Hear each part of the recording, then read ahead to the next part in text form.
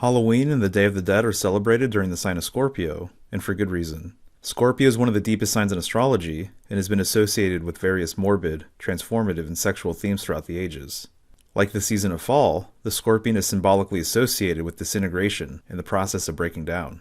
The dissolving component is due, in part, to the fact that all scorpions are poisonous. Some species have venom strong enough to kill humans, and are widely feared. Appropriately, the word for scorpion in some languages translates to oppression, backbiter, and even war. Scorpions are built for battle, which makes its classic correspondence with Mars, the planet of war, more than fitting. With war, along with life itself, comes death. At its core, Halloween is an acknowledgement of death and the mysteries that follow. In fact, Scorpio is referred to as the gate of the great mystery. I believe this is a reference to the fact that the sign exists where the path of the sun intersects with the Milky Way. And interestingly enough, the center of our galaxy is just behind Scorpio. This is likely what's being referenced when various traditions make mention of a mother scorpion or scorpion goddess greeting the souls of the dead in the afterlife. It makes sense then that messages and gifts for ancestral spirits are best received around this time of year, under the scorpion's influence. Leaving offerings for the dead is ancient, and in a way is similar to giving children, who are often dressed like tricksters, ghosts, and the deceased, candy on Halloween. A half-hearted treat, or no treat at all, may leave visitors unsettled, and tricks could ensue. As the holiday implies, it's after dark when the mischievous and the mystical unfolds. This is when the mysteries are fully embraced, and the spirit realm is thought to be closest.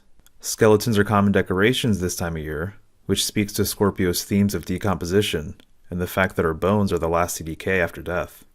In some cultures, the bones of loved ones are collected and used as a means to communicate with the departed.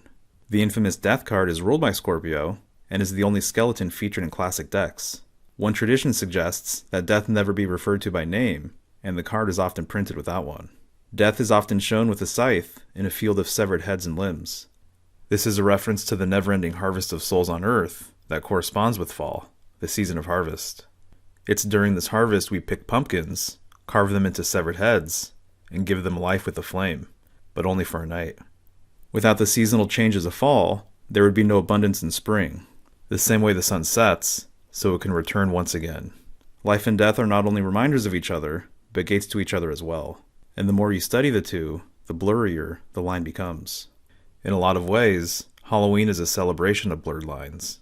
It exists at the symbolic crossroads between fantasy and reality, the sacred and the profane, the living and the dead. It's a time of year where gateways open, worlds bleed through, and whispers can be heard from the other side.